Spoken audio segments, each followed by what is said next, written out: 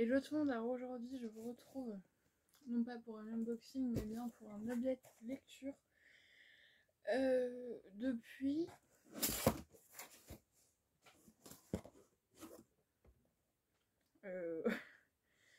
peut-être septembre, non octobre je pense. Voilà, donc on a pas mal de trucs et surtout on va faire un bilan un petit peu de ce que j'ai lu en 2021 et il en manque d'ailleurs mais c'est pas grave. C'est pas grave. Le plus important c'est qu'en début 2021, donc un petit peu avant la nouvelle année, je m'étais fixé comme objectif de lire au moins 40 livres. Cet objectif, je l'ai dépassé du coup officiellement le 20 octobre avec les poèmes saturniens de Verlaine. Voilà. Et en fait, je pense clairement que sans la venue de la prépa, je pense que j'aurais atteint beaucoup plus tôt. Mais la prépa est arrivée entre temps. Et ce qui fait que du coup, je lis beaucoup, en tout cas beaucoup moins vite qu'avant, c'est sûr. Et surtout des livres un peu plus spécialisés, on va dire. Mais ce qui fait que là, j'ai déjà marqué 44 livres, et là j'en ai au moins 45, 46. Ouais, je crois qu'on est à 46 du coup livres sur toute l'année. Et surtout ce que je suis très contente, c'est que j'ai réussi à tenir, il y a des soirs où j'ai pas lu forcément, mais j'ai tenu pratiquement toute l'année à lire tous les soirs. Et ça c'est quelque chose qui est vraiment une grande fierté pour moi parce que en fait j'ai réappris à lire, j'ai réappris à aimer lire. Vu qu'avant j'avais complètement zappé la lecture. Et en fait je me suis rendu compte du coup en fin 2020 et à mon tour de l'année qu'en fait que déjà les soirs où je lis je m'endors beaucoup plus facilement parce que ça me repose mon cerveau déjà. Et ensuite j'avais ce besoin de lire, j'avais cette envie de lire, mais j'étais beaucoup plus facilement attirée par le téléphone, tout ça on connaît à force. Tout ça, et ce qui fait que du coup je lisais mais presque plus quoi, vraiment. C'est à dire que je pense qu'en 2020 même avec le confinement tout ça, franchement mon nombre de livres lus c'est dérisoire quoi. Donc pour certains ça c'est ce qu'ils lisent en 2 mois. Voilà, mais moi déjà moi je suis une personne qui aime lire mais qui n'aime pas lire pendant très longtemps. Voilà, moi je suis quelqu'un qui au bout de 30 minutes, j'ai envie d'arrêter de lire. Voilà, vraiment, je suis pas vraiment du tout le genre de personne qui peut lire pendant des heures et des heures. Vraiment, c'est très rare que ça m'arrive. Et surtout, c'est que, en fait, j'ai une vie. Je ne dis pas que les gens qui lisent beaucoup n'ont pas de vie, hein.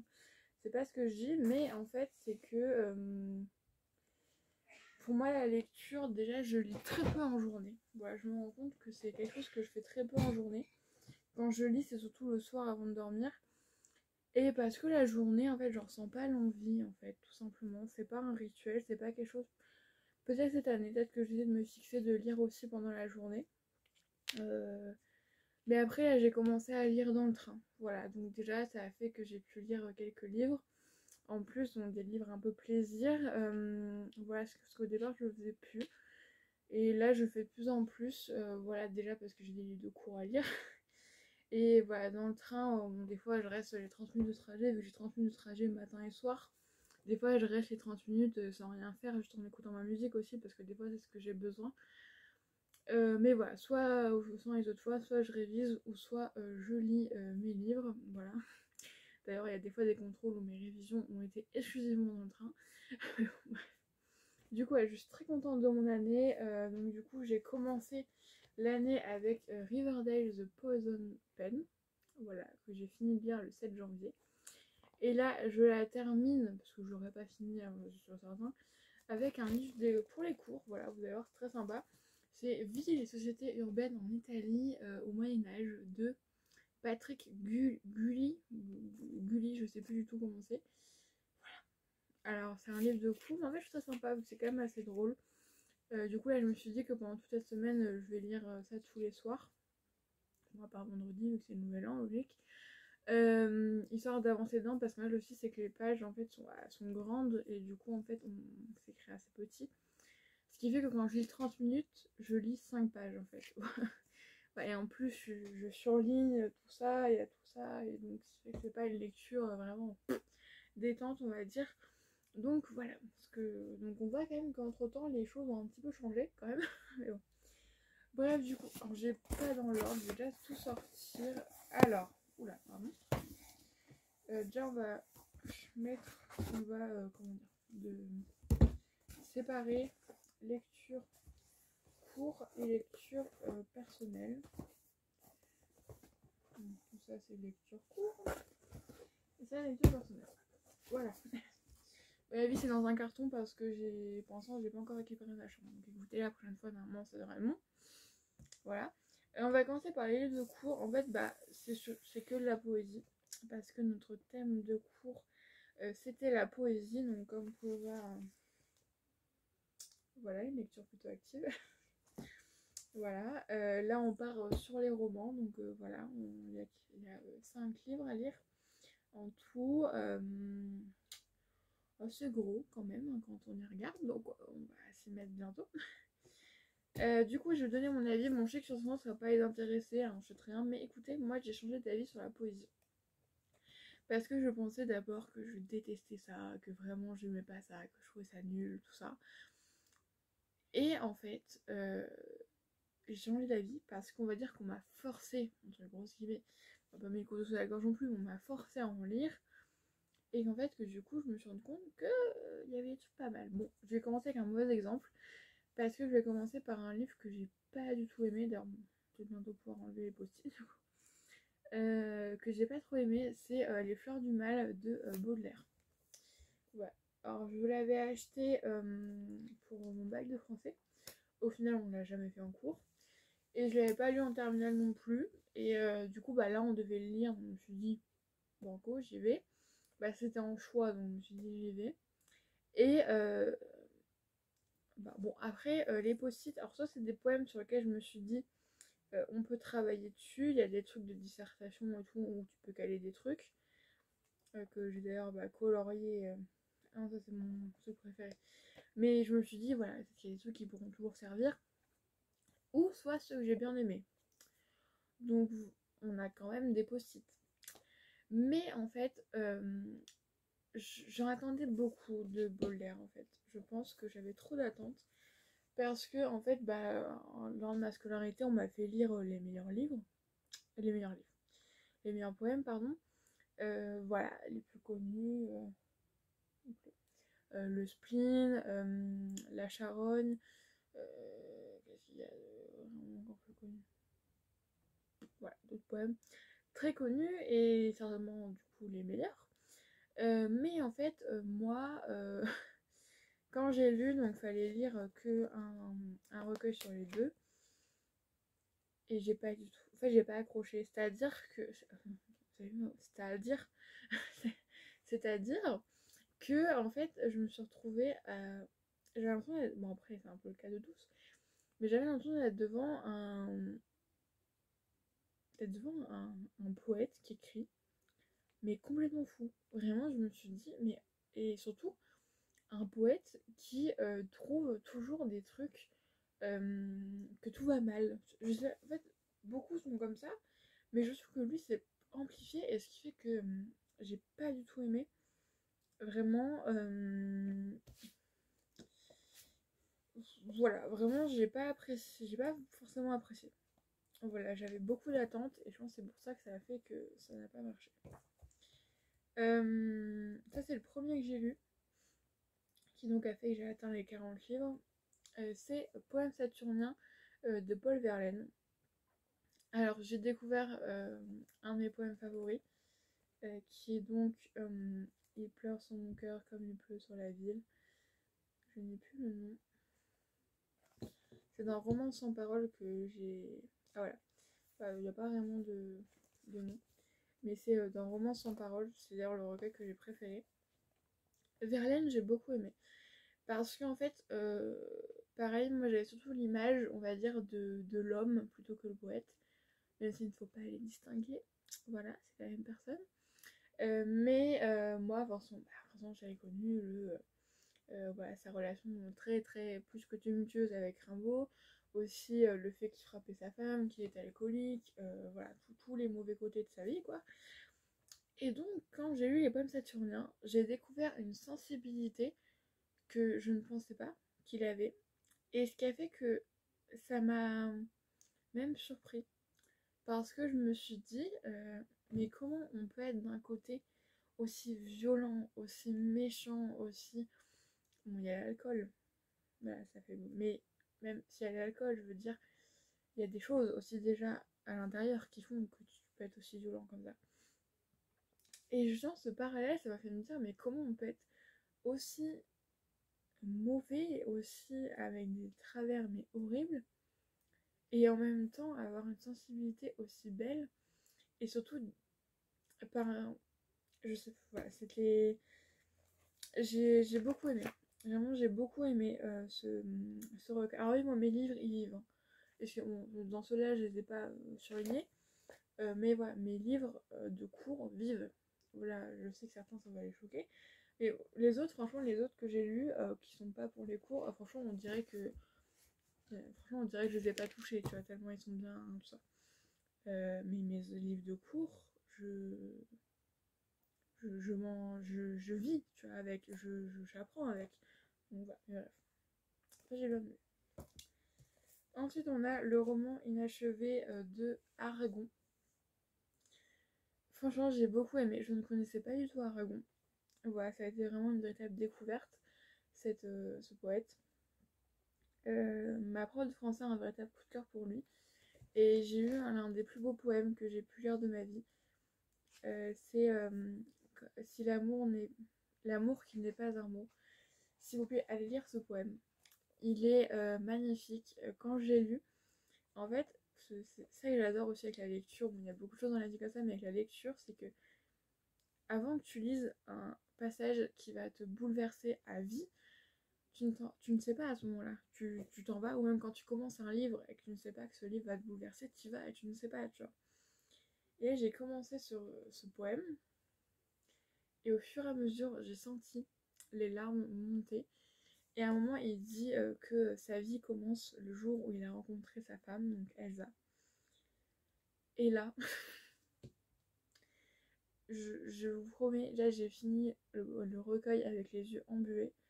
Et après, j'ai pleuré comme un bébé. Vraiment, je ne pensais pas, genre, pleurer à ce point-là pour un poème. Et au fur et à mesure, plusieurs fois, depuis et même encore maintenant, j'y retourne et je le relis. Je le relis, je le relis. Et à chaque fois, j'ai toujours cette émotion à ce moment-là. Et bon, je ne pleure pas à chaque fois comme un bébé, je vous rassure. Mais franchement, j'ai beaucoup aimé. Aussi le début, quand il parle de sa jeunesse perdue, quand il évoque les deux guerres, vu que la première guerre, il était médecin, et la deuxième guerre, il était trop vieux pour être engagé. Donc, mais voilà, on voit les points de vue, et forcément, moi, en tant que fan d'histoire,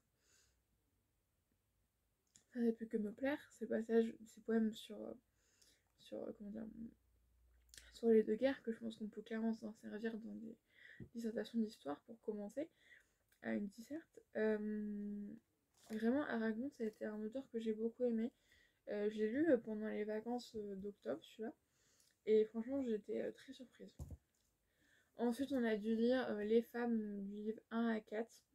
Bon, ça, c'est un peu moins une découverte, forcément, mais ce que j'apprécie avec ce recueil, c'est qu'en fait, c'est qu'au fur et à mesure des années, je grandis, logique, et en fait, à chaque fois, mon regard change. Et comme j'ai dit, on devait faire des fiches de lecture sur chaque livre, comme je l'ai dit sur la fiche, c'est qu'en fait, c'est qu'on... j'ai à la fois mon regard d'enfant, vu que j'en va, Le Corbeau et le Renard, j'ai appris en primaire.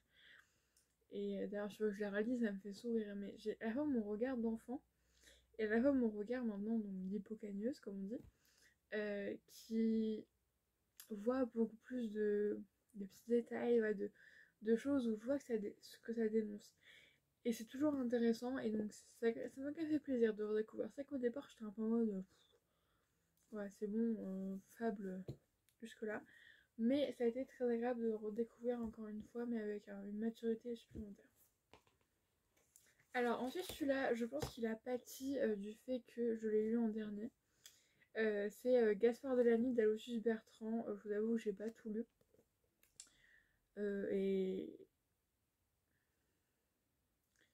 Et en fait, c'est vrai, j'ai pas vraiment d'avis parce qu'en soi, j'ai lu les poèmes, mais j'étais un peu ailleurs parce que j'en pouvais plus. des poèmes, j'en ai quand même eu quelques-uns que j'ai bien aimés. Mais je pense que si je ne peux même pas en parler parce qu'en soi, voilà, peut-être que je le relirai plus tard, quand j'aurai plus la poésie en tête, comme ça, qu'est-ce que j'apprécierais mieux. Alors ensuite, on devait lire que des extraits, mais Ronsard, donc Mignonne, allons voir si la rose. Donc là, c'est un recueil de un package de plusieurs de ces recueils. J'ai pas trop aimé Ronsard. Après, je vous dis ça, mais j'ai un peu l'air con parce qu'il y a quand même plein de positifs. Mais en fait, c'est que Ronsard, je trouve, qu'il parle avec un langage que je ne comprends pas. Et déjà, on peut le voir parce que quand tu regardes ses poèmes, voilà. Il y a autant de notes que de poèmes. Donc quand tu vois ça, tu te dis, bon, il y a sur 11, 12, 13, sur 14 vers, il y a 9 notes. Voilà, donc il y a presque une note par vers. Voilà, c'est un peu compliqué, ce qui fait que j'ai pas forcément bien aimé. Voilà, ça peut... J'étais très que Ronsard, j'y retournerai pas. Par contre, ça, je pense que ça a été mon recueil préféré. C'est de Dubélé, donc Heureux qui communiste. Déjà, j'ai lu tous les extraits, alors que celui-là, j'ai lu que Les Amours de Cassandre. J'ai pas lu tous les autres. Là, j'ai lu tous les extraits. Mais surtout Regret. Et déjà, j'ai lu toute la partie Regret en une soirée. Donc ça a fait à peu près une vingtaine de poèmes à la suite. Et je ne voulais pas m'arrêter. Vraiment, c'est-à-dire que je l'ai ouvert. En plus, j'avais fini Ronsard avant. Je me suis dit, bon, je vais lire un ou deux poèmes du Bélé et après, hop, dodo. Pas du tout. Et j'ai eu un véritable coup de cœur. Vraiment, c'est-à-dire que quand j'ai lu, déjà, il parle avec des mots que je comprends. Bon, pourtant, il y a autant de notes, mais c'est des notes que je trouve que, en tout cas, moi, c'est des mots que je comprends. Et j'ai adoré parce que je trouvais qu'il parlait sur des sujets, pas des sujets mirobolants, tout ça, il parle sur des sujets, voilà.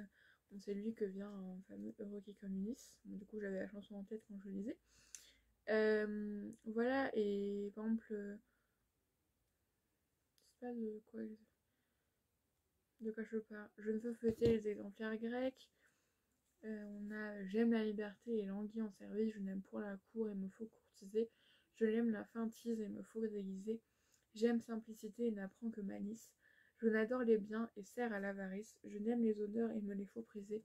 Je veux garder ma foi et me la faut briser. Je cherche la vertu, ne trouve que vice. Je cherche le repos et de trouver ne le puis. J'embrasse le plaisir et n'éprouve qu'ennui.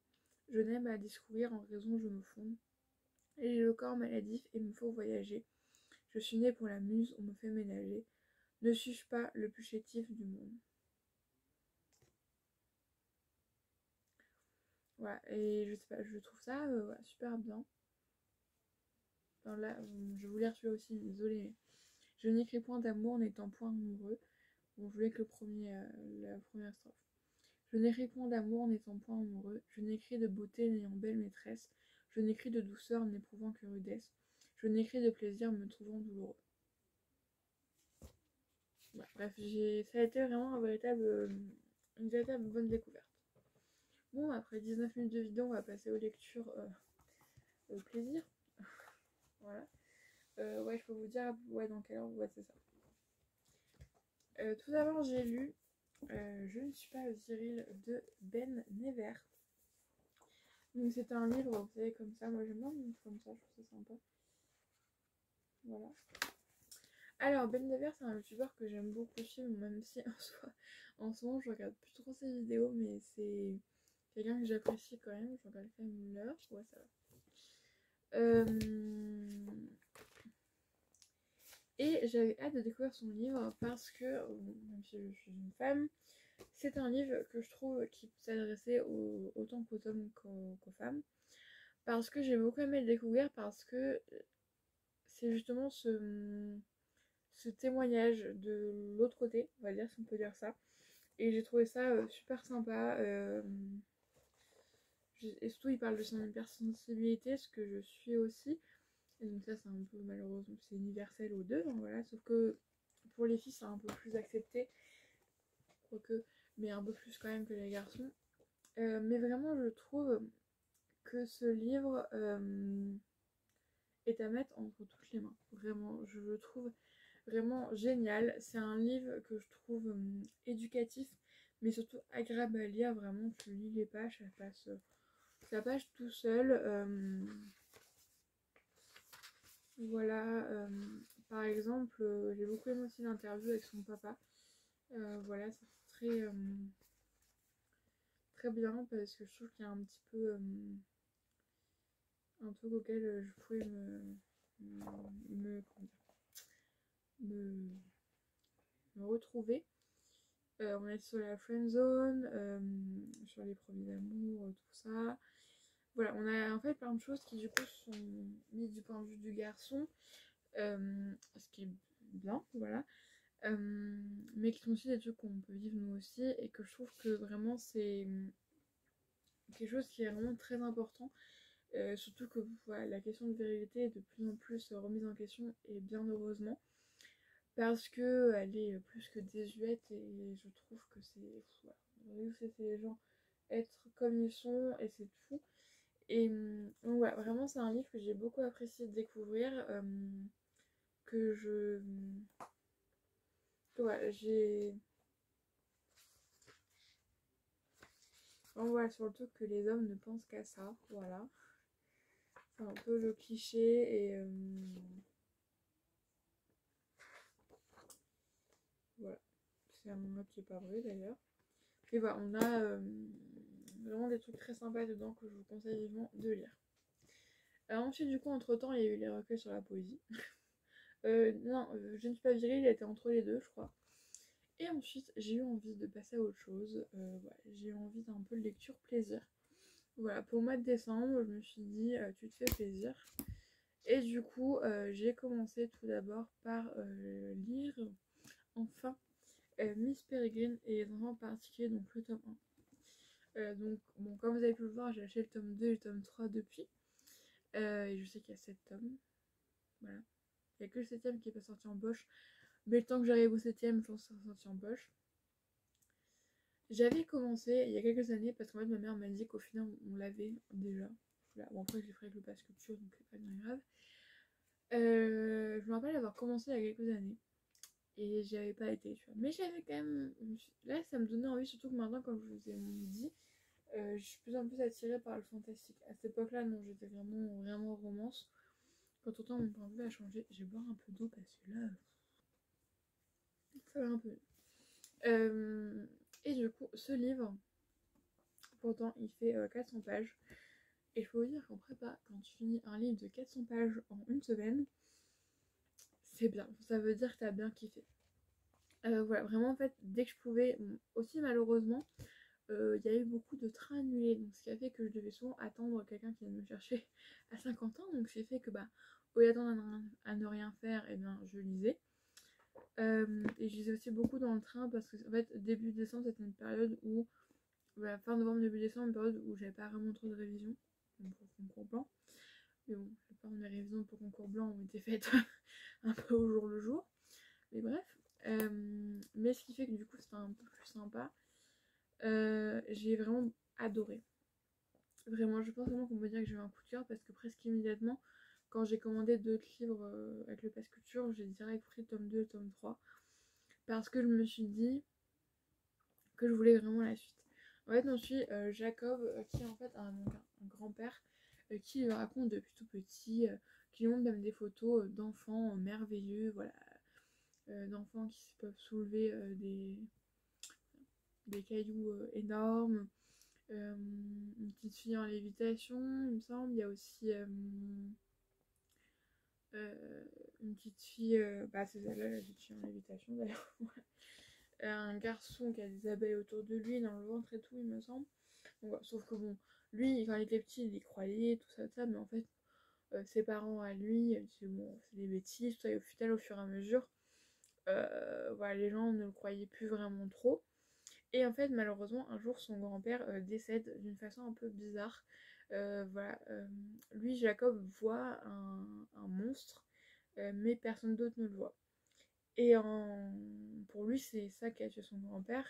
Et en fait, il va tomber sur une lettre où il découvre sur une île perdue il était dans un pensionnat où justement où son grand-père aurait été et où il y avait ses enfants et en fait il se dit faut que j'y aille, voilà, faut que j'y aille.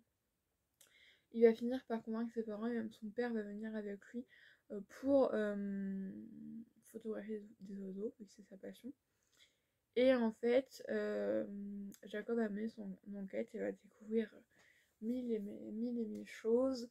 Il va y avoir beaucoup de rebondissements. Moi, je suis voilà, c'est un peu. T'as pas vraiment beaucoup de répit. Mais franchement, c'était vraiment super sympa. J'ai adoré vraiment découvrir tous ces personnages. Les suivre tout au long du livre, comme je vous dis, je l'ai pas vu passer. Je sais qu'il y a un film qui est sorti, je l'avais même pas regardé à l'époque. Bon, après, maintenant, j'ai peut-être pas vraiment trop envie de le regarder. Mais voilà, du coup, j'ai beaucoup aimé et la fin m'a fait waouh, il faut que je lise la suite. Donc, du coup, je l'ai la suite actuellement. Là, j'essaie de faire quelque chose. Bon, avant, je vais lire mes romans pour ma colle de français, donc je pense que ça va m'occuper janvier-février, je pense. Je sais pas quand sera ma colle de français. Peut-être après les vacances de février, je sais pas. On verra bien les dates. Peut-être juste avant. Bref. Mais après, il y aura peut-être un petit peu de répit entre les deux. Et du coup, j'ai fait un truc où j'ai mis sur des petits papiers les livres de ma palle. Et donc, je tirais au hasard. Et peut-être que le tome 2 arrivera bientôt. Mais en tout cas, vraiment adoré. Ensuite, alors pareil, je l'ai mangé en un peu plus de temps que d'habitude, mais quand même en pas longtemps. J'ai pris un Virginie Grimaldi. Parce que je me suis dit, ça c'est sûr et certain que ça c'est une valeur sûre. J'ai pris Il est grand temps de rallumer les étoiles. Voilà. Donc là en fait on a l'histoire d'Anna. Voilà, déjà le prénom. Moi j'aime beaucoup ce prénom. Qui en fait a deux filles. Donc une fille qui a à peu près mon âge, vu qu'elle passe son bac à la fin. Et une autre plus petite qui a dans les 8-9 ans il me semble. Et sauf qu'en fait vraiment elle croule sous les dettes. Vraiment voilà, elle s'en sort plus, voilà, elle a un job dans un restaurant, elle travaille toute la journée, mais elle s'en sort pas. Et en fait, un jour, elle est virée de son poste de restaurant. Et, et en fait, elle a une rentrée d'argent parce que son patron lui paye je sais plus quoi, je l'ai terminé. Et en fait, un choix se pose à elle, soit elle paye ses dettes, vu que forcément les huissiers sont à ses portes, hein, donc voilà, c'est pas très sympa. Ou soit elle part avec ses filles. Et c'est ce qu'elle va faire, elle va partir avec ses filles dans un voyage, un périple en camping-car direction la Scandinavie. Et on va les suivre, pas qu'elle, avec d'autres personnages aussi à côté. Et vraiment, c'est une histoire qui a été très touchante, que j'ai beaucoup aimé, parce qu'on sent les liens familiaux qui sont vraiment au départ, voilà, très, très, très fragiles à la limite de la rupture. Et au fur et à mesure des révélations, tout ça, on a de. Vraiment, c'est vraiment hyper touchant. C'est du Virginie Grimaldi tout craché. Il me reste encore deux dans ma pile à lire d'elle. On a Le parfum du bonheur est plus fort sous la pluie et le premier jour du reste de ma vie, je crois que c'est ça, je sais plus. Donc il me reste ces deux-là et j'ai vu qu'elle va sortir un nouveau livre au printemps, donc du coup, voilà. Et je pense que du coup, Les Possibles va sortir en poche. Donc j'achèterai aussi en poche parce que du coup, c'est le seul que j'ai en grand format. Et comme ça, j'ai pas pu m'en empêcher de l'acheter. Et franchement, j'ai eu aucun flop de Virginie Grimaldi. Je ne sais même pas si c'est possible. Du coup, il m'en reste deux à lire. Mais vraiment, les Virginie Grimaldi, pour moi, c'est vraiment une source. Une valeur sûre. Voilà, j'avais plus le mot. Vraiment une valeur sûre. Et je sens que j'ai passé un très bon moment. Même si la fin, j'ai un petit peu. Vu que à la fin, il y a beaucoup de trucs en même temps. T'es en mode oula. T'as plein de révélations, donc c'est un peu. Mais voilà. En tout cas, voilà. Très très cool. Et ensuite, c'est des lectures personnelles, mais un peu plus de classique, on va dire, si on peut appeler ça des classes. Vous voyez là mon marque-page. Donc j'ai lu Le Horla de Guy de Maupassant. Voilà. Donc c'est une nouvelle qui fait à peine 40 pages, il me semble. En plus là il y a des trucs à relecture qui sont sympas, d'ailleurs des petits quiz, tout ça, je me testais un petit peu. Alors j'ai bien aimé, franchement j'ai bien aimé. Donc en fait on a l'histoire d'un homme qui en fait se rend compte qu'il y a quelque chose ou quelqu'un qui le hante. Voilà. avec des phénomènes étranges. Voilà, par exemple, il y a une bouteille de lait, il me semble que c'est ça, qu'il met à côté de lui, et en fait elle est bu pendant la nuit, le lendemain matin il n'y a plus rien alors que lui il n'a pas bu. Tout ça, et en fait on va le suivre au fur et à mesure quand ils sont de plus en plus soit dans la folie ou soit dans la réalité.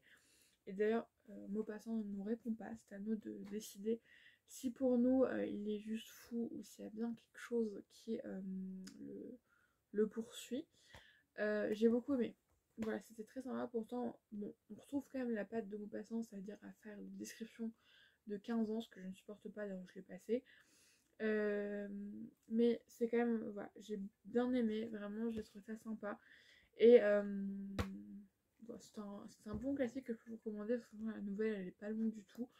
C'est en forme de journal, ça se lit très facilement. Donc voilà, c'est quelque chose d'assez accessible, je trouve. Et mon patron, c'est quand même une personne qui écrit très bien. J'avais lu Une vie de lui, qui est un roman un peu plus long.